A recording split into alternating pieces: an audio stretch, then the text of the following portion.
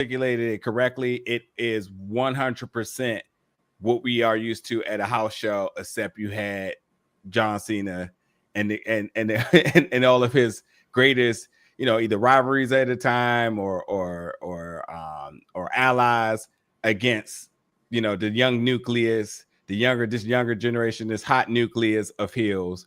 And it makes sense. The crowd was hot with the dark match.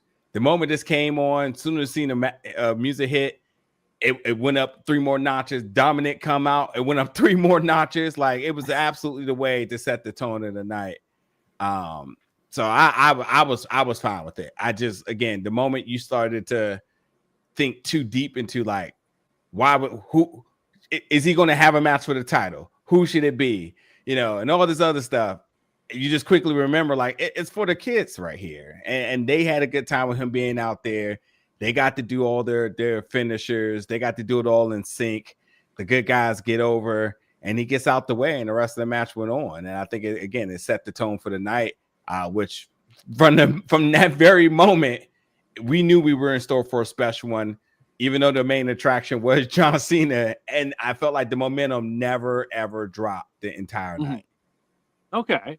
Crab, let me ask you this, because the way I kept seeing it getting thrown for people was like, John Cena's final MSG, final Raw shouldn't be opening the show.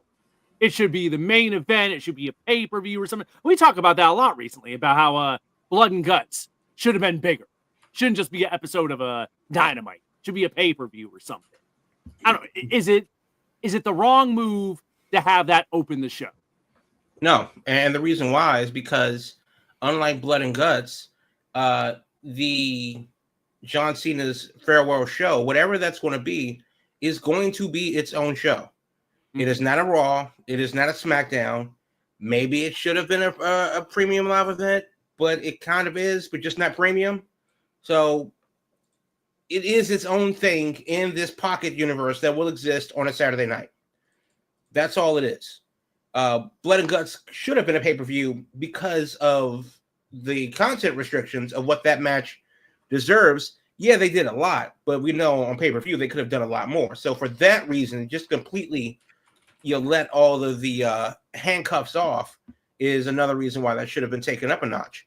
But yeah, I have no problem with Cena's last match at the Garden being just an opening match on Raw, because what makes this match special, any more special than any other match that he would have had over the past 9 months? Now, I'm going to be biased, and I'm just going to let you know that I'm biased. I fucking hate the Garden. I hate it as a building. I hate it as a transit hub. It's a donut, and it needs to be torn down. They should have built the shit at Hudson Yards, but that's a different problem.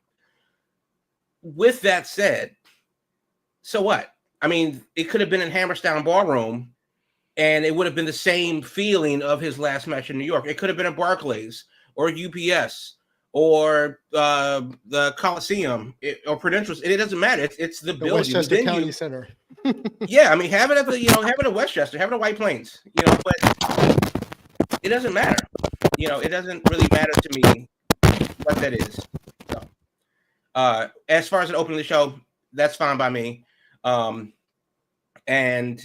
because we're down to the last of the last, I think that it's really starting to hit people more than when this was back in July and we were like, good Lord, when will November get here? Yeah. Now it's like the reality is setting in. Yeah. We have the tournament happening for his final opponent. And let's shift to that now. Because God, do people have feelings on this tournament? Since they've been hyping up, okay, there's going to be, we're going to have superstars from Raw. We're going to have superstars from SmackDown. We're going to have people from other places, possibly. Surprises. People from Cena's past, the mystery spots. So the tournament starts last week on SmackDown. And we're guaranteed a mystery opponent on SmackDown and a mystery opponent on Raw. SmackDown comes on Friday. First opponent with a mystery person is LA Knight. Who's it going to be? The music hits. It's the return of woo-woo guy. It's Zack Ryder.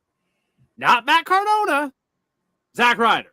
In full Zack Ryder regalia. Not the guy we saw in NXT who showed up there as part of the... I don't know, man, but we had the NXT version with the TNA crossover, but we had the return of Zack Ryder on SmackDown on Friday. So that's the first step. We get to Raw on Monday. We have Solo Sikoa with a mystery opponent this time. The music hits. Dolph Ziggler shows up at Raw on Monday from TNA. Not Nick Nemeth, Dolph Ziggler once again for the match. In both cases, the second issue I hear from everyone is both of them did the honors. LA Knight goes over, Solo Sikoa goes over. So the surprises show up, you get the pop, but they do not advance in the tournament in either case. Damian, I'll go to you. Does this really matter? No. Are the surprises ruined? Because people have strong feelings about these surprises, and I'm hearing they're a waste now because they're not even getting out of the first round. Well, first off, it's not for y'all in the IWC, all the thought of bringing these people in, right? For the most part. It's the thought of bringing people, like you said, well, from Cena's past. He's had a long storied feud with Ziggler, and he may or may not have killed Matt Cardona's push in WWF. That's up for interpretation. But he has a history with both men. And that's the whole point of this tournament, right? Is to bring in people potentially he might either have never faced or he has faced. And they lost. They're not WWE signed talents. You thought they were going to go over?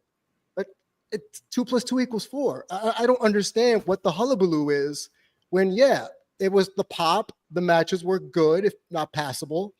And it did what it had to do. Put the next person over. All right, next. So I don't understand the vitriol. I don't. All right, I'm gonna save 2 Chainz to the end since he was there in person for the live perspective. Crab, let me put it this way.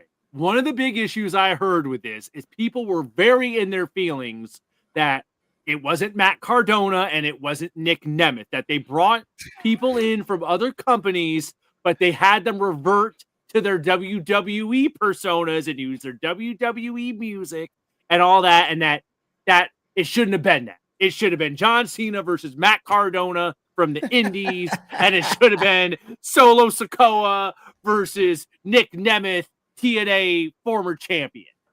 Does it matter? Well, let me ask you this: if Nick Nemeth's music hits, would anybody react to it? Because I don't know what that song is. Not that crowd. Yeah, I don't know what that song is. I don't know what that sounds like. Not even. Oh, they hit the commentary move where they be like, "Oh my God, it's," and you're supposed to be like, "Wait, right. Who was that?" Who? Yeah, exactly. So we've definitely been through in a couple of those shows, where the music hits. And I want to be excited, and the crowd is just doing crossword puzzles in the middle of the match. Oh, that's you. That is, you just outed yourself. No. I mean, first of all, it was Sudoku doing a Moxley match at a pay-per-view. That's it. If we're going to do that, let's just talk about it then. Let's just talk about it. Cards on the table. Right. But when Connor and Victor, the Ascension, debuted, the crowd went, "Who?" And yeah, it was a sad time. So no, to bring back Dolph Ziggler, to show the world, okay, you know what that is, you know what that looks like. Yeah, you can argue that Zack Ryder has been a little bit more impactful on the indies since he's left. But still, if honestly, if it were Cody, like let's just say that Cody left AEW, in January, last Christmas, and he came back surprised right now, and they played the Dashing Cody Rhodes theme, and that's not obviously who he is right now. People would be a little bit confused. So when Cody did actually come back to WWE, he came back as the thing that people know him as most. It just makes sense. It's continuity. It's not that deep. You can ping WWE in a lot of stuff, but this one, just come on now. Just let him go. It's okay. People need something to be worked up about. Do your Sudoku and shut the fuck up. That's what it was. All right, so 2 Chainz, you already mentioned that you had the people who were in the crowd by you that were in their feelings over John Cena and stuff. So I can only imagine what their reaction was to Dolph Ziggler. Yo, first of all, the crowd was super hot for this Dolph Ziggler music hitting. Like I think it was very across the board. Okay. Everybody was excited that Dolph Ziggler came back. Business aside, though, well, maybe no. Let's talk about the business. Before anybody appears, you have an option to abide by what's in front of you or not. If they didn't have a problem with it, why should anybody else? Secondly, I'm sure now that their merch is all of a sudden back available, right? I'm sure they understand as well too that I will take a check from my woo woo, right, and here to save the world or show the world. Like I'm sure they understand that that's going to sell more than what their government names may to the WWE crowd. That's just what it is. I mean, it's no different than anybody who has. Okay, so first and foremost, Zootopia is out next weekend, right? Guess who's in the movie, huh? Tuesday night. Yeah. So 2 WWE stars in the credits for that movie. One being CM Punk, it's a very easy one. Anybody know who the second person is? Yes, Roman Reigns in the credit as Joe Roman Reigns. Oh, really? Really? Okay.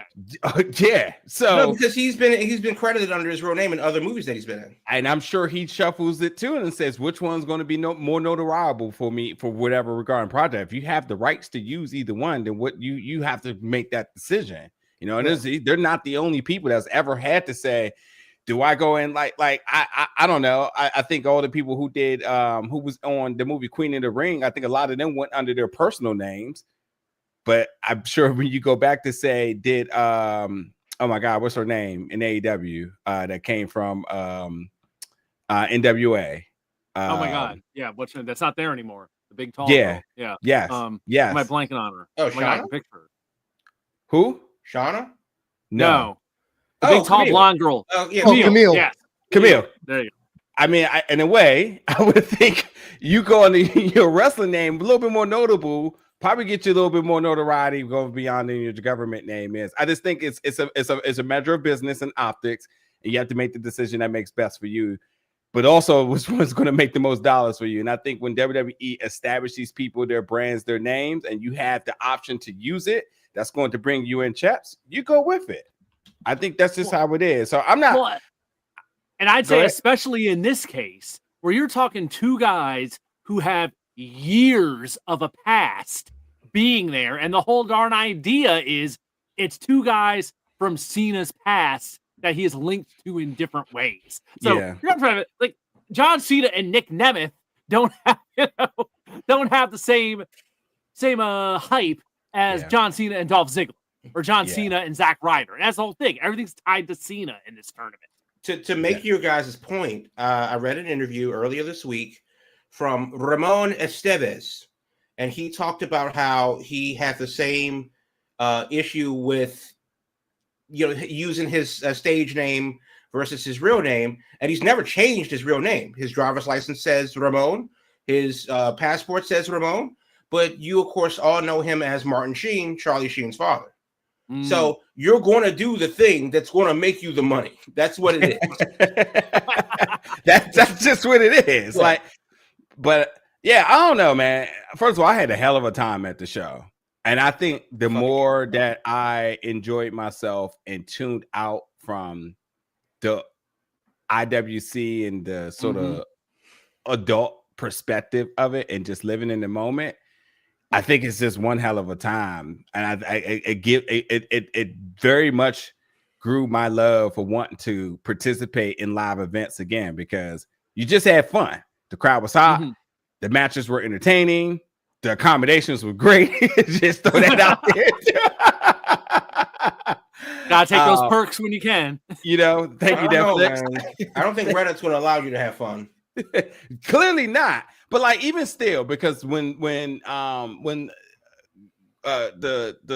suite to the left, there was a guy, I think he's with ESPN. He was like, "Well, I heard who's going to be the mystery opponent." And I instantly walked away. He wasn't talking to me, but he was talking to my near me. And I instantly walked away because I'm like, I just want to be excited when the person comes out.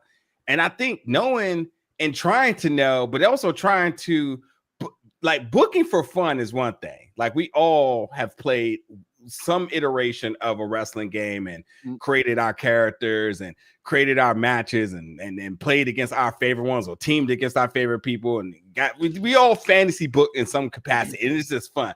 But this idea of trying to book to be correct, I think it's completely toxic. And I think that's what's really killing a lot of people's experience, because I see a lot of people in terms of the commentary about the surprises.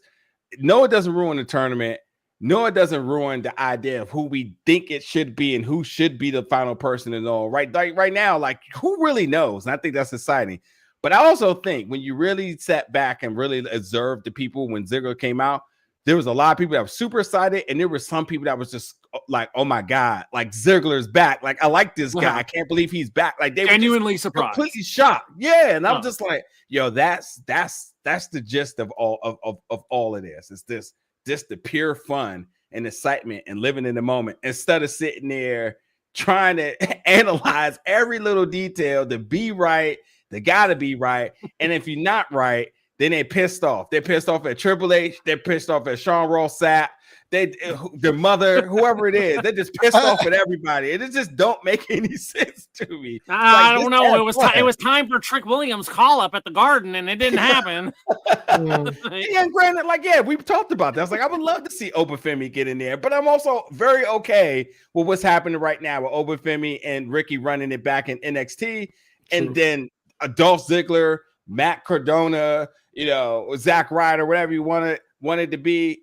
I'm also excited that they're excited to be back and that they bring, a little bit of history back to it, but and nostalgia, which everybody loves, but also just two workers, man, that just get in there and they just shake things up. So good. Yeah. Sometimes you just got to turn your brain off and just go on and enjoy the damn thing. All right. So on the flip side of surprises, I think the other big highlight of Monday, as far as the tournament goes, was Javon Evans getting his MSG debut against the returning Gunther. So we had the monster against the young kid in the Garden, and God, I pretty much figured, okay, that match has got to be pretty much Gunther going to let him look good. He got to get his moments, but at the end of the day, Gunther gotta put him down. Gunther gotta be a monster, and you gotta have Gunther be Gunther, and that's pretty much what they did. I thought it was a perfect TV match to be that kind of thing, and I was really happy with that match. I thought they really nailed it. I don't know how'd that one go over in person. I say going into the arena, that's all everybody was talking about. Everybody was talking about Javon Evans. You got to see this kid. And everybody's like, yo, he's like next level. I was hearing so much commentary about him from people talking to their friends that they were bringing along that did not know him. People in their significant others talk about, like this guy is like, you can attest him to that person or that person. I mean, they spoke to him like a true established star that was like a first round pick into the NFL, and he's getting ready to make his debut tonight, or MLB, and he's getting ready to get on the mound. Like they were talking to, they were not talking about him as if this was some luck of the Irish that he somehow got there. Like they said, people were talking about him like he is it and he's ready, only for him to get out there and deliver to that same caliber. I think there's a lot to really take into this here. Like, one, you're on John Cena's final match on Raw card. You're in Madison Square Garden. You're in the very center of the ring. That thing is packed. There are celebrities in every corner that you look at. At the end of the day, that pressure builds super quick for folks. And that is a young kid, a YN, if I must say. And he went out there and he did his thing. I think the future is super bright, to the point that you remember not that long ago we kept talking about when they're gonna put the belt on him. Does it even matter right now that he hasn't won an NXT championship? Should just be the call up instead. I'm not even. I don't care which. Well, shit. Based on this week, they can send him in any direction. 3 matches, 3 different brands, 3 different days, 3 different cities. Oh well, they both were in New York. And Triple A was probably in Mexico, but my boy was making towns. He's ready to go in whatever direction it is. I think he becomes a true new workhorse, which the accolades will come at some point. But I think it's pretty much I think it's pretty much set to establish that he looks like championship pedigree without the belt right now, where I believe it's Damian that would say something like, do certain people need championships to be stars? Or do they need championships to have a storyline based around them? No. Throw Javon Evans anywhere. Throw him in the deep end. He went out there with Gunther and he did not drown at all. That boy swam. So I don't know where he goes and how they want to do it, but I'm down for the ride. And also, really quickly, go back about the surprises and people complaining about people coming back but not winning. Is it no different than when like people come to the Royal Rumble and they get eliminated? Right. Yeah, but you get their entrance and right away they get thrown out. Either that or they get a nice little run in there and you're like, hey, that wasn't bad. I mean, the women's Royal Rumble is pretty much booked that way. Legends can get out there, get a nice little run. You're happy to see them there. You see that they still got it. Maybe there's opportunity for them to come back. Nikki Bella, maybe not. Who knows? But we see that they're still within the WWE, sort of universe per se. And at some point, we'll see what happens to him. But yeah, again, Javon Evans, man, Royal Rumble bound. If you ask me right now, matter of fact, could you imagine him getting his lick back on Gunther in the Royal Rumble because of this? Oh, I'd love that. That's some interesting thinking there. Okay. So yeah, the crowd was hot the whole night for him. That's why the John Cena opening up. Love it. I don't know if they knew or they got super lucky, but if they thought for any moment they were going to lose any bit of momentum from that, for the Maxine Dupree moment, they were good. The entire night. About Maxine, that's right. We got Maxine crowned. And the tribal chief. Monday was a packed show. Hey, okay, let's finish up the first half. Let's go around. Let me get Damian and Crab in here real quick since you brought it up. Let's throw us out here. Should Javon get strapped up in NXT or should he just get moved up? Damian, you first. I hate to say it just like 2 Chainz, but it doesn't matter. Like, he doesn't need it right now. If you want to use the term people's champ for NXT, he already is. He's been on the main roster for a couple matches here and there. He's already got it. And this is coming from someone who at first wasn't a Javon Evans fan, thinking of Vince McMahon booking him for the future when Vince was in charge. Now it's like, oh, he might be just undeniable on the main roster. Like, just pure athleticism and resonating with the crowd, babyface in peril, especially against someone as big as Gunther. Yeah, I'm on the Javon train. Took a while, but y'all got me. and he put up in the main event. Kudos to Gunther for selling for him and showing him as a viable hit and run threat. But man, I was so captivated. I could not turn away from the television. So good job, Javon. But he doesn't need it. Doesn't need it. Okay. Crab, which way? Move him up or strap him up? Well, I mean, both come with a but. If you move him up, then what? If you don't have a direction for him to go, then he's just going to be another guy having decent matches for no reason. You could argue in a Logan Paul kind of a way where, it's like, yes, sure, it's fine, but realistically, we want to move him into a title picture. There may not be room for that. If you just leave him down in NXT, then of course the cries will be, he's wasting his time in NXT. Why come he's not moved up? So you're kind of damned if you do, damned if you don't. I do say move him up, just on a personal level. There's just more money in the main roster. Let him get it to merchant, let him get ingratiated with the crowds, let him get that main roster check and their PLE money. Because there's, either way, you're going to have the same issue with he's either going to be a star or he's going to be waiting to be a star. So just let him be a star with more money on the main roster. So move him. I think that's where I'm at. I'm like, he's got the energy, he's got the crowd. Go ahead and do it. Let's get some young, fresh faces up in the mix as we start 2026, as we're at the end of the year here. I know we gotta go to break, but just also think about detrimentally what happens if you do. You got this tag team that he abandons that's really hot. You also got any opportunity for him to very concurrently work in AAA or TNA at the same time. I definitely do not think we are needing to rush him to the main roster. However, the Royal Rumble is super intriguing to see what he does, to see if you can still tease him on the main roster while actively closing up shop at NXT. And he certainly should not move to the main roster before Obafemi gets there. I just think that Obafemi completely leaving NXT definitely still means that star power is needed in NXT until that next person come out. Because you move him and Javon up there. Yeah. You got Ricky, sure. And there's some other little folks there too. But I mean, like the names we're talking about right here are people we are saying main roster ready, star power galore. Throw them in there and we know something good is going to happen. There is no learning curve issue. Yeah, sure, you still got to get acclimated to the main roster shenanigans, but these people are definitely I think we are very confident that they will be ready to go. And goddamn it, we ain't spent 2 years on this podcast talking about the connection from NXT to the main roster. That is no longer an issue. That is not an issue. It's dead. When you're ready to go, you're ready to go. Thank you very much for getting the connections, that synergy, more prime for these people to succeed going forward. There you go. I think that's the key thing is there's got to be the right spot to move them into, to move them up. Don't just move people for the sake of moving them. Timing's got to be right. He's got to have the right dance partner to immediately be paired up with.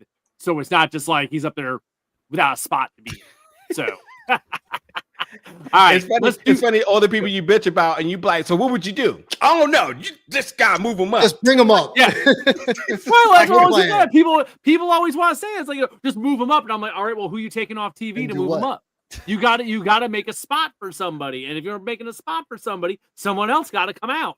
So no, Triple H don't know what he's doing. They got all the time, all this hours of TV every week. It doesn't matter. They can fit him in somewhere. All right. Let's go to our mid-show break. Let's get that out of the way. And then when we come back, we're going to talk about AEW Full Gear. We got to get to that. But y'all reminded me, we got to talk about Maxine Dupree and Becky Lynch. Yes, we do.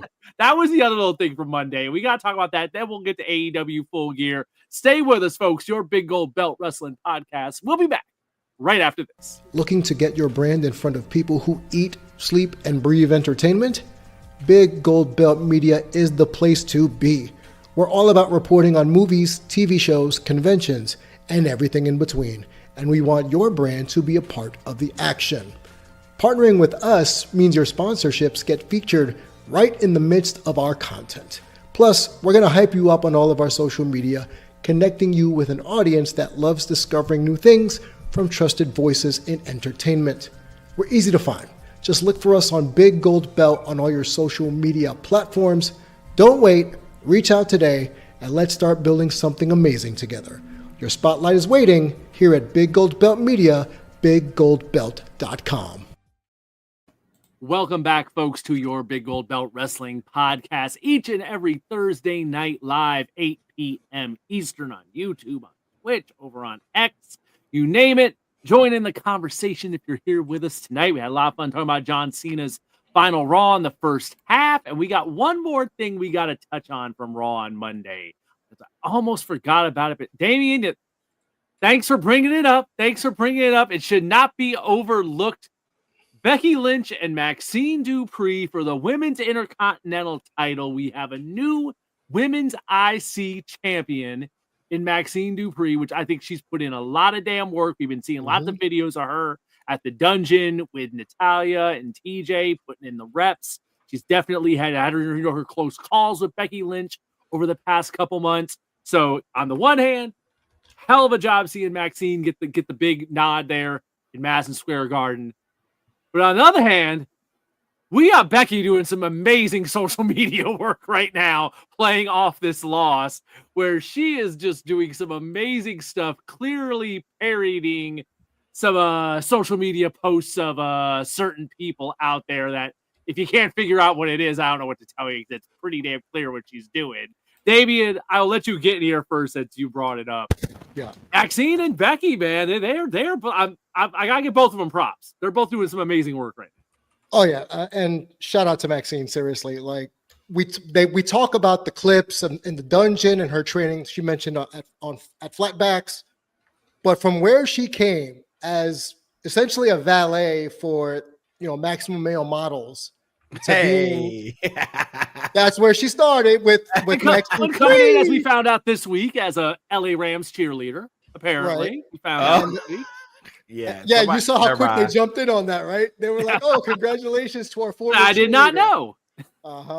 But kudos for her for, dare I say, being the most over person from Alpha Academy, and I'm glad, because think about it this way: we live in a wrestling world, where a diva type can put the work in, scratch and claw, get the sympathy from the IWC of all people, because they're fair weather, and legitimately build herself up as a championship contender from where she started to where she is now. Holy moly, I am so happy. And if I knew her, I'd high five her and tell her how great she was, because it's been a long road for her to get here. And also kudos to Becky for making her look good, especially with the promos leading up to it, making her doubt herself, that there's nothing you can do to beat me. It won't be a fluke this time. It's very Razor and 1-2-3 Kid in a sense. Okay. So we all love a good underdog story, at least most of us do. And she is the quintessential women's division underdog. So kudos to Becky for taking it and running wild, literally, on Twitter, based on what we saw today. So kudos to everybody involved. Okay, you said Dolph was over huge in the card. The Cena segment was over huge in the card. Maxine getting the win. Just same deal. I mean, just that crowd seemed to have a great time Monday night. So just folks into it, or what? Absolutely. It's just weird though, because I'd say like Maxine if Maxine was given future endeavors, I think the internet will rally, give Maxine a try, or whatever hashtag there is. Because in a way, you saw somebody that was super green, maybe a year ago, 2, whatever. Yeah. I'm a firm believer of putting in the work, getting the results. A lot of people don't. A lot of people like the shortcuts or other avenues in order to succeed. But this is just a pure, legitimate story of somebody who put in the hard work and that got the biggest moment of her career, gets one of the biggest wrestlers in the world, one of the biggest arenas, and one of the biggest cities, on one of the biggest nights. If you found any way in your heart to hate this, you're psychotic. Yes, there's something wrong with you. And I get it. I know that wrestling's predetermined, but at the end of the day, everybody loves an underdog story. For all of the people in the world who've seen Rocky, and the very few folks who hadn't, because those people are more known than the people who aren't. Spoilers, man. What? Spoilers, man. You can't ruin Rocky. We didn't say which Rocky. It's just so easy to get behind the crowd. Again, if they found any moment to lose any steam for the night, this will reunited the energy, because the Stephanie Fakir and Nikki Bella thing was completely over. One moment I almost forgot it happened until I was writing my article for everything, because nobody cared about it. I mean, Stephanie came out, she was hot, but the whole Nikki at the thing, it was over. But again, beyond that, everything was just crescendoing up and up and up. It just was getting better and better and better. And this was just another special moment. So I'm happy for her. Like Damian said, I will give her a fist pound if I saw her. So the hug Damian wants to give her. I said high five. Good job. I didn't say hug. I said high five. She's a really creepy. Yo, let me tell you. Oh, go ahead. Go ahead. Oh, I was gonna say, in meeting her, she's super cool. But she's super young. She's the TikTok era type of people. Talk about people who don't watch movies or no movies. She's one of them. So she probably has never seen Rocky, but in a way, it's sort of cathartic, because her story is Rocky at this rate. The underdog that people counted out, the matches itself counted themselves out, and look at her looking polished. Did it? You know what's funny? Javon Evans is clearly somebody go like, oh, he botched, or you make a few mistakes. I can see that. No, but if Maxine did it, you'd be like, oh, yeah, that's kind of been her thing for a little bit. That Royal Rumble last year wasn't the cleanest. Also, a lot of help from her dance partner at that time, Bailey. So, like, again, when you're working with top talent, you see, like, even then you can make mistakes. But you seen this one with Becky Lynch. Pretty damn good, solid, polished. And she looks like she's championship material going forward. And the crowd love it. We'll see what happens after this. I got a feeling Gable gonna come back and screw some stuff. Let me throw this at you, Crab. Since we just talked about the championship material here, let's take a look at the women's IC title now. Because we started with Lyra, then it went to Becky, and now we're going to Maxine. How are we feeling about that? It's like, as far as I guess the lineage so far and the use of this women's IC title. Maxine is an interesting choice, but if that's the way it's going, then so be it. I mean, if you gotta start somewhere, the whole point of the game is to get better, get over, win, and this is how you win. By getting over with the crowd and taking over title and everything that we were just talking about that we hope for Javon Evans. Maxine seems to be further down the line in what that success looks like. It may not be for me specifically, however. This is what every single wrestler that walks through the door hopes to achieve. This is the path that they're all on. And I can't be mad at that if she's doing it the quote-unquote right way, in that she's, for better or worse, paid her dues and started from nothing, made every opportunity, capitalized on some things, been snake bit a couple of times, and it just coming up. And that's where the underdog part of it comes up from. It's not necessarily where we are right now. It's looking at the whole thing from outside of now, and from where it started. Even how you guys framed her story wasn't a story of now. It was a story of over time. It was a story of an era and where she started from to where she is. So that's where it all comes together, and I can't be mad at that. She specifically, but. I can't be bad at the struggle, at the rise, at the path. Good on her. All right, there we go. Lots of talk about this garden show tonight. And I'm going to tell you something, we switch out of this now. Here's the deal, folks. We're not talking about the main event segment. We're not talking about Survivor Series. We're not talking about War Games because that's next week's show. So you will not get that tonight. Tune in next week since that will be our Survivor Series preview where we'll get into all the stuff involving what closed the show and all that good fun. So we are saving that. So no more of that. We move on to AEW Full Gear this weekend on a Saturday night, if I'm right. Let me take a look here. Is it a Saturday night show or a Sunday? I believe it's Saturday. No, it's Saturday. Saturday the 22nd in Newark. They are doing this one. So up in New Jersey, November 22nd at the Prudential Center. Yeah, decent building. Full Gear is. I like it better than the Garden. I'll tell you that much. Other side of the river. So there you go. All right. We'll do the quick rundown of the card here and we can see what jumps out at us here. So we have matches. Jesus Christ. And at this point, 4 of them are on the pre-show. So the pre-show, we got we got Big Boom AJ and QT Marshall. Oh, there's your greatest tag team of all time. Versus RPG Vice, Rocky Romero and Trent Beretta. That is our first pre-show match. We have So help Jamal So. The hometown boys finally, because Boom and is from Jersey. Right. QT is from Jersey. And RPG Vice, those good jobbers are going to do the job in Newark. It makes all the sense having them on the show. I may go up there just for that match. Yeah, go there for the opener and then just leave. The Amtrak right there.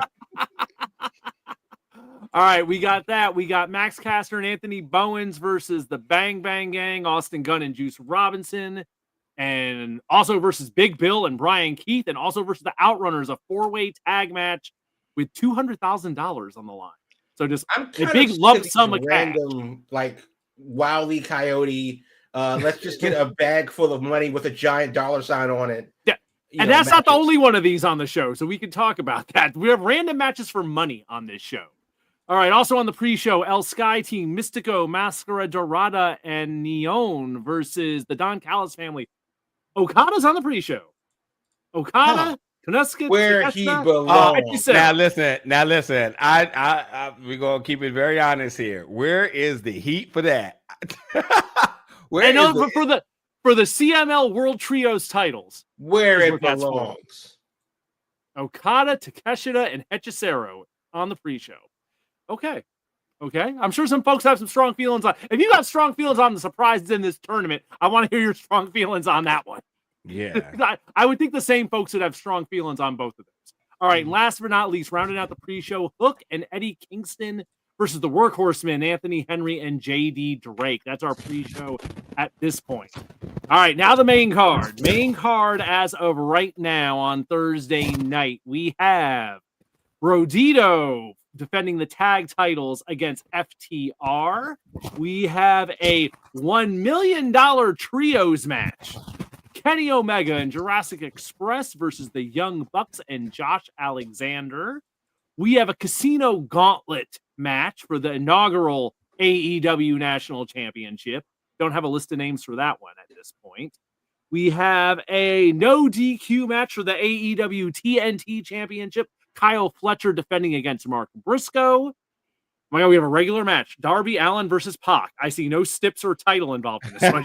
Singles match. Darby Allin versus Pac at this point. Somebody will die in that match. Even if it's just a regular singles match. We have a 4-way tag match, which, okay, well, let me see what the stip here it says. The winning team chooses the stipulation for their semifinal match in the inaugural AEW Women's World Tag Team Championship Tournament.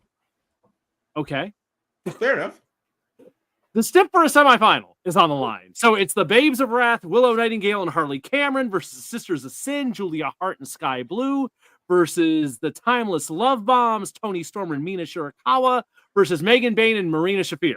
So a whole lot of people in that match to set up a semifinal match in the tag tournament. And we have 2 matches last but not least. I guess our semi-main events these would be. We have Jon Moxley versus Kyle O'Reilly in a no-holds-barred match. We also have, this is a big one, singles match for the AEW Women's World Championship. Chris Statlander defending against Mercedes Moné. So this would be going for maybe title 15, I think, after this week. So title versus title 15, whatever. My God, there. And then last but not least, steel cage match for the AEW World title. Hangman Adam Page against Samoa Joe. We have stipulations. We have title matches. We have stipulations for semifinals in a tournament. We have bags of money. We have lots of stuff happening on this damn show. And I'm just looking at that. I'm overwhelmed. I'm like, my God. And I'm sure they'll add more. Who wants in here first? Who's got thoughts on this? Mike, I don't know where to start. Okay. Well, I mean, so the 3 big questions that stand out for me is, should Mercedes win? What does that do for? It feels like it'd be the end of the story. That's the final objective. Right. So there is that. Secondly, Darby Allin versus Pac, I think, steals the show. Okay. Just because in all of the randomness with stipulations and other continuity and stuff like that, assuming that this is just a random singles match. We know that both of those can work. We know that the shit can get crazy if it has to. And if it's just a random 15-minute long singles match in a show with so much other extracurriculars happening, it could be a very interesting match, which is, of course, the grand irony of it all, because it's Darby versus Pac. Somebody's going to leave in an ambulance, except it's just a regular singles match, and they tear the house down.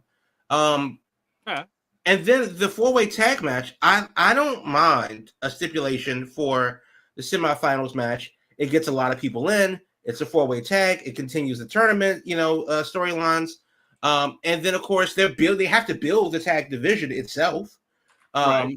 And so we get used to seeing these teams be teams instead of just randomly throwing people together. I don't mind it. But realistically, if you're not there to see QT and Big Boom AJ, I don't know what the fuck you're watching, honestly. I have no Jersey Zone, guys. Right. Open the show and steal the show all at once. QT Marshall, Thomas Edison. Best thing to find in New Jersey. Thomas Edison. Oh, God. Just saying. Damian, get in here. We have 2 women's matches on an AEW show. what world is this? And they mugged sense. That's the And biggest thing. And it's probably going to slap. Both of them are going to slap. And to be quite frank, this is a long time coming. So the women's tag tournament, when it was announced, everybody kind of felt like it was it's a foregone conclusion, whatever. We already know who's going to win. But now I'm not so sure. Because now we got the team of Willow and Harley, and they're gaining steam in terms of popularity with the fans. Harley's been over from day one, and I've gone on this show and have said she should have had a title a long time ago, but Tony was too much of a coward to put the belt on her. So this might be another way to kind of rectify that situation. We're all expecting Tony and Mina to win, and I would love it if they didn't, because they don't need the titles. But if you give it to Harley, I guarantee you the shenanigans she'll have with puppets and the belt, and it'll be must-see TV. If she has a belt made for the Monet puppet, if they win the tag titles, and AEW doesn't sell that, what are they doing? Because speaking of money bags, that can get you some. As far as the money stipulations, when you were talking what this reminded me of, Will? This reminded me of the money challenge with Big John Studd way back in the day. Oh, and I said, okay. A literal money bag. Yeah, I said, when was the last time we really paid attention to when money, air quotes, was on the line in a wrestling show? And for me, that was probably the first thing that came to mind. So $250,000 in a bag, sure. I mean, we lived in Judy Bagwell on a pole. So, all right, I'll take the cash. But overall, again, y'all know me by now. I'm looking forward to the women's matches. And to answer Crab's question, Monet should not win. I think it should be some sort of shenanigans where it ends in a DQ or a double count out. And then this way, both champions come out looking better for a rematch down the road, where inevitably Monet can take the title off of Statlander. So no title 15 on Saturday. Hopefully not in Jersey. No. All right, 2 Chains. What are we thinking about Full Gear? I'll probably tune in and watch it. I'm out of the loop fully with this. So I don't have any sort of productive comments to give here. But I think I am going to watch it. It's cold outside. I'm gonna chill. Yeah. So this to me is a show to throw on and flip back and forth between the college games that are going on that night, and just kind of okay. There's definitely some interesting stuff on here. Good question. In about 20 minutes, I think, and then it just rolls through the weekend. The pre-show. I'm assuming this is not a daytime show. I don't think. No, I'm assuming it's at night like usual. It's not one of their middle of the afternoon deals, as far as I've heard. Unless the pre-show starts at 12 p.m. and then goes until midnight. But the pre-show probably starts at 5 or something like that. I don't know. I have to see. According to Ticketmaster, Full Gear starts at 7 p.m. Okay, so it is an evening show. So there you go. We have that in the books. What's the over-under on the time this takes to end? 3 hours. I think we get it done before midnight. Okay. Midnight-ish, probably. Yeah. I'm going to guess government shutdown length. Folks, you're going to be staying through the holiday. You're staying through the holiday next week. Mm-hmm. There you go. All right. Well, there we go. I do want to ask though, for Full Gear, if you have why aren't the money matches sponsored? Yeah, why aren't the money matches sponsored by Venmo or Zelle or Wells Fargo or Apple even Pay the obvious the obvious typical crap you see these days, like DraftKings or someone doing it. Yeah, I mean, it's we've had the Mountain Dew blackout match, which made no sense, but we have an actual money on the line. TKO would have that shit sponsored. They would. Yeah, 100%. But why isn't it sponsored by, Big Bank Incorporated? Yeah. Here's a match for $1 million. Here's a match for $200K. Yeah. And he's like, the Pizza Hut $200K challenge. They probably did try to bait some folks to get involved, but wait a minute, that Warner Brothers Discovery folks, I think they're up for sale. So whoops, maybe they won't be sponsoring that. Maybe Optics. What actually are we going to get for our money? That's true. That is true. Yeah. Shit, all this money they throwing around for these matches. Maybe Tony Khan can buy Warner Brothers Discovery. Oh man! I mean, we kind of said that. Don't tempt Saudi Arabia. they're trying to buy everything right now. So you said sponsor or just buy AEW? Just let his royalty know. He's Buy ready. the buy the Warner Brothers portfolio. There you go. Oh my God. All right. Should I go into the home stretch so we can get to the entertainment segment, or does someone want to throw something in before I do it? No, go ahead. Go to wait, it. let me just say quickly. Sorry. Again, I want to absolutely ensure that I put a spotlight on Netflix and accommodations for Monday Night Raw. Okay. The article's on the website, full review of the whole night. So a lot of what I talked about today, but just from the moment I got to that arena all the way to the end of the night, from a pre-party that they had at a bodega that they established inside there, had a bunch of different celebrities, bunch of different other guests or personalities and so on. All the people you would think would be in there was in there, and all the people that highlighted throughout Monday Night Raw was all in there, to a suite. They had food, drinks, adult beverages, little toys, charging stations, great view, fantastic show to go along with that. And even to leave you off with a swag bag at the end of the night, I fully am thankful and gracious for the opportunity. It was so much fun. And memorable night. So I can't stress enough. Thank you, Netflix, for the hookup. There you go. Always appreciated to have the special treatment when you go into these shows and events like that. All right, let's get into the home stretch here so we can get to the entertainment segment.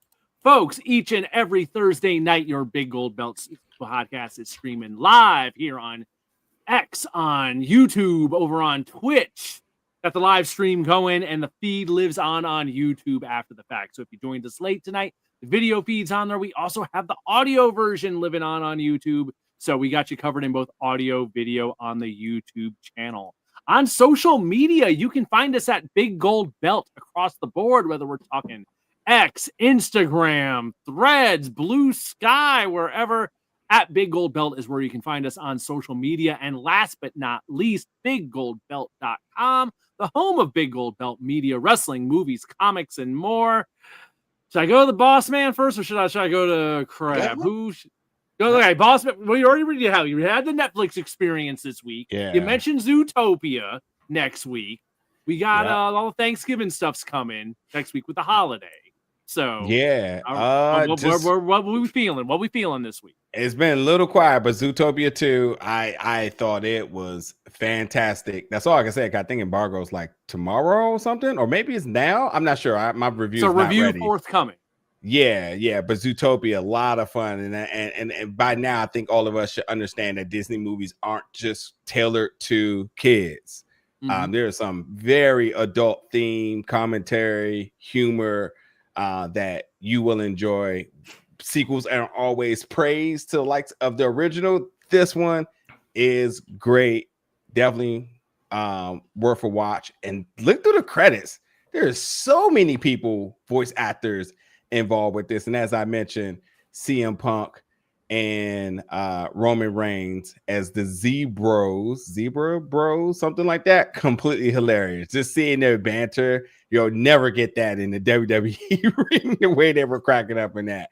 So I had a lot of fun with that. So that's all I'm gonna recommend for the week. Crab, you're up. So Sisu, if you saw that a couple years ago, small movie set in Finland that's kind of like the Finnish John Wick punching Nazis to death. Yes. Part 2 came out tonight, actually, but over the weekend. And it's 90 minutes of exactly what you think it is if you saw the first one. So nice. That's either first one was awesome. That's either too much of a good thing or not enough of a good thing. So there's that. Brendan Fraser's in Rental Family, probably one of those movies that you may not see, but we'll definitely hear of come awards time. He's an American living in Japan who gets paid to act as the father figure of a family. And of course, Wicked is the big deal this weekend.